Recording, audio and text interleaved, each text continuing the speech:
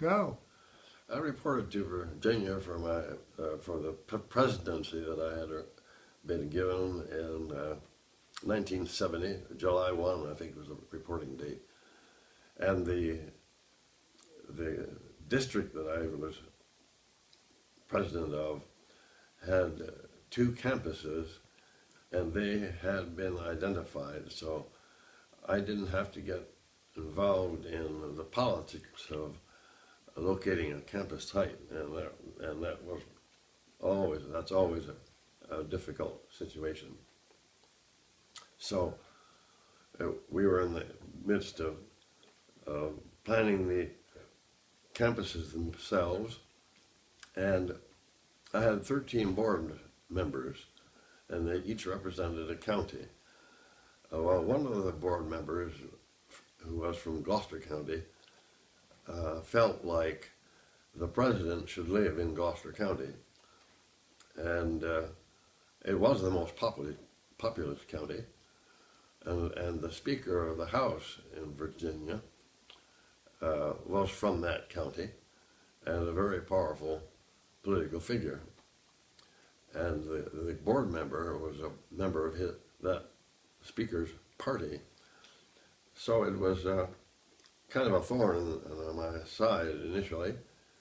And in fact, that particular individual, when I was walking down the street one time in his community,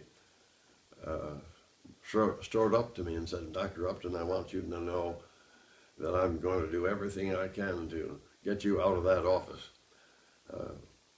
and out of Virginia."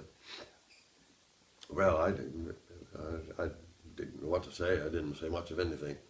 But eventually what happened was he made himself so obnoxious to the other 12 board members, who were each from a different county, that they just overrode him completely. I was perfectly free to locate my family wherever I wanted to. And for all the other issues that arose after that, they would listen very carefully to what I thought would recommend, and that would be what would be done. So it paved the way. But in order to get all the minutiae of things going and accomplished and campuses activated, it takes just a lot of different kinds of activities.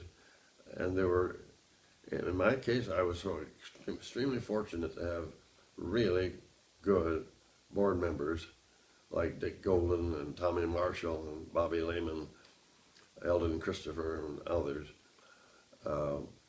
upon whom I could rely for judgment and guidance.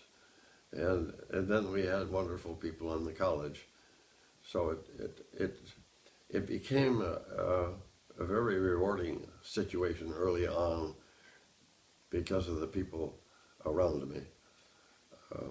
And that makes leadership so much easier when you have the right people or good people nearby. Where are the campuses? The campuses are one in Gloucester County, upper end of Gloucester County, in the town called Glens. And Glens, I drove through Glens 3 times, of going north, south, north, trying to find it, because there isn't anything there. There's just a little sign that says Glens if you happen to notice it. And then the other campus was in Warsaw, which was north and across the Rappahannock River from Glens. The Rappahannock River separating what's called the northern neck counties from the middle peninsula counties, all of which were in our service region, a 3,000 square mile service region.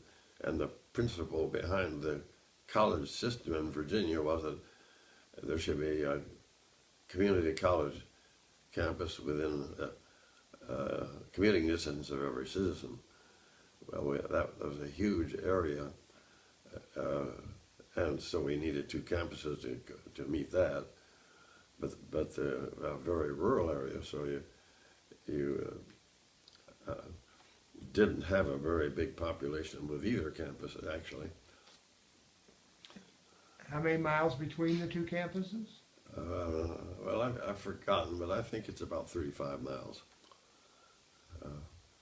And the name of the college? The name of the Rappahannock Community College is the name of it, and that was picked while I was there, and I thought that was a very appropriate name. That can be a very political issue as well, but it turned out nicely. And how long were you associated with the college? Well, July 70 till September till of 96, something like that. Okay.